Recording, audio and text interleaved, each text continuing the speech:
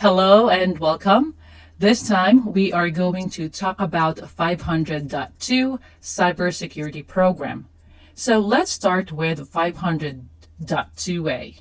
It's basically saying that you should design your cybersecurity program to protect the CIA of your information and information systems. And we talked about that in the previous videos.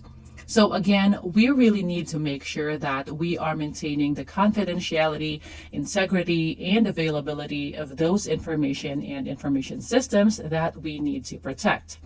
We also mentioned that your cybersecurity program should be based on risk assessments, and that's basically what B is all about. So B1 says that you have to identify and assess internal and external cybersecurity risks. So let's recall our topic on risk assessment. We need to identify our threats, vulnerabilities, and the impact, and then you have risks. And remember the formula: risks equal threats times vulnerabilities times impact.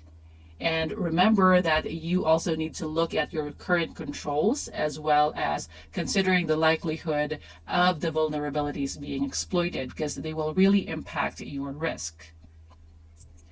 And it's very important that you maintain a risk register where you can document all these risks. So you can review the risks every single year or as needed. So for example, there is a major change within the organization, and then you can review your risk register after having a risk analysis that's relevant to that major change. And also, it is good to have a GRC tool that would inventory all those risks for you.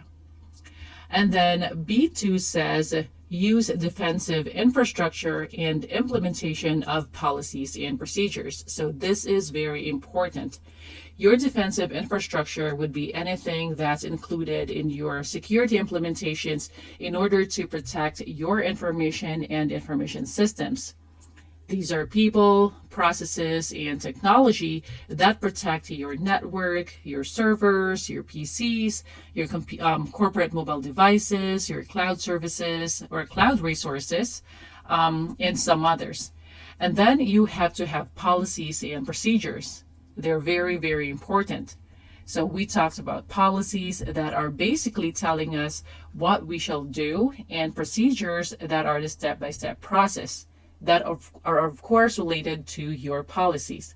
And a lot of times you need to make sure that there are procedures written around a specific process, because some divisions may not be maintaining their procedures, and you will really have to look for those, even though sometimes it will be a pain because some personnel do not like documenting everything.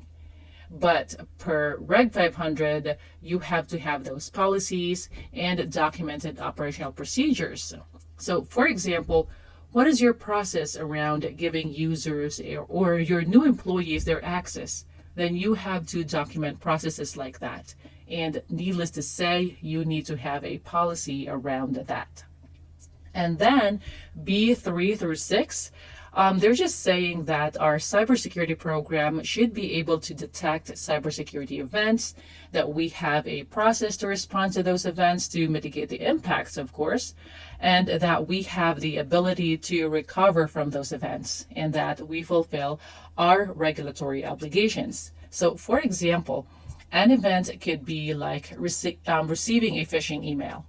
So it may become a successful phishing attack, or it may not be.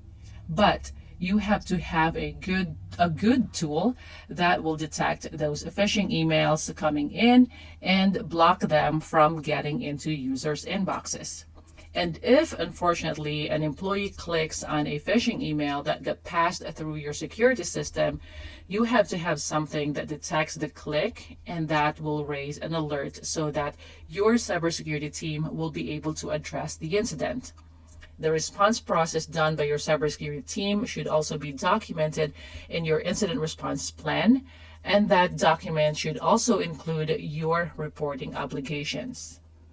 And C talks about for Class A companies to design and conduct independent audits of its cybersecurity program based on risk assessment. So again, these audits need to be free from bias, and auditors need to be independent and objective. So again, you only have to worry about that if you are a Class A company, and if you are not, then you don't have to worry about it. But if you're a Class A company and if you really want the highest level of assurance, it is really best to get external auditors, as they would be the most independent and objective auditors.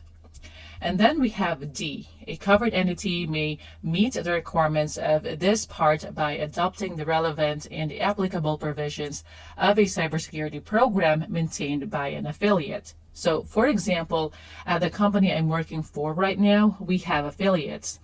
But we maintain a cybersecurity program, and our affiliates can adopt our program.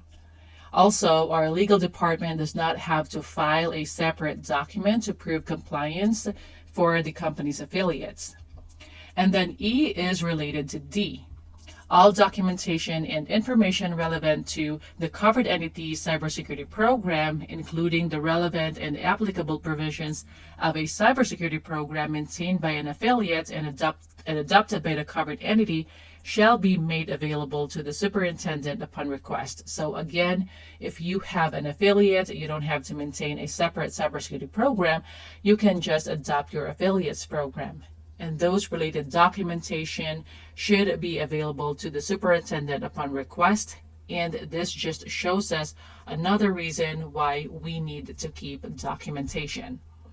And that is it for this video. I will see you in the next one.